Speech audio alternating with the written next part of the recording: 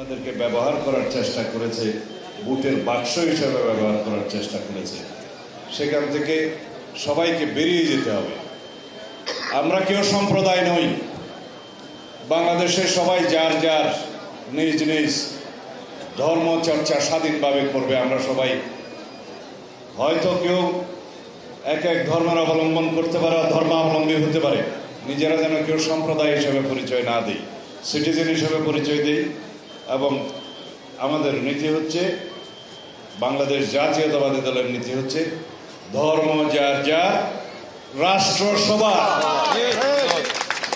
ধর্ম যার যার, নিরাপত্তা পাবার অধিকার সবার। সেই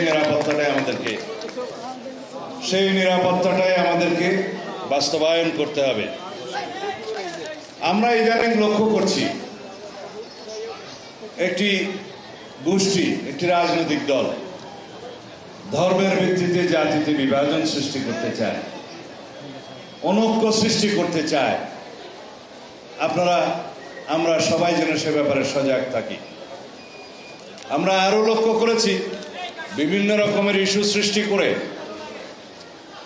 এই দেশে সামনে সুষ্ঠু এবং অংশগ্রহণমূলক নির্বাচনকে বাধাগ্রস্ত করতে চায়।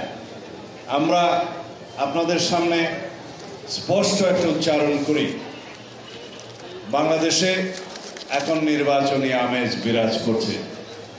বাংলাদেশের মানুষ ভোটের প্রচারে নেমে গিয়েছে।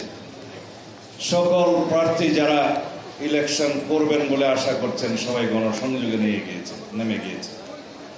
এখন যারাই নির্বাচনকে বাধাগ্রস্ত করার চেষ্টা করবে, যারা বিভিন্ন ইস্যু সৃষ্টি করার মধ্য দিয়ে নির্বাচনকে বিলম্বিত করার চেষ্টা করবে, তাদেরকে দেশের জনগণ চিহ্নিত করবে।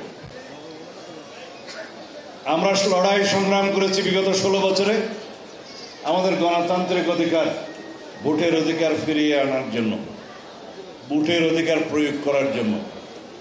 যেই নির্বাচনের দিন তারিখ ঘোষণা এখনো হয়নি, যেই নির্বাচনের একটি সময়সীমা ঘোষণা হয়েছে, তারপর থেকে আমরা লক্ষ্য করলাম এই নির্বাচন যাতে বিলম্বিত হয় সেই প্রচেষ্টা চালু আছে।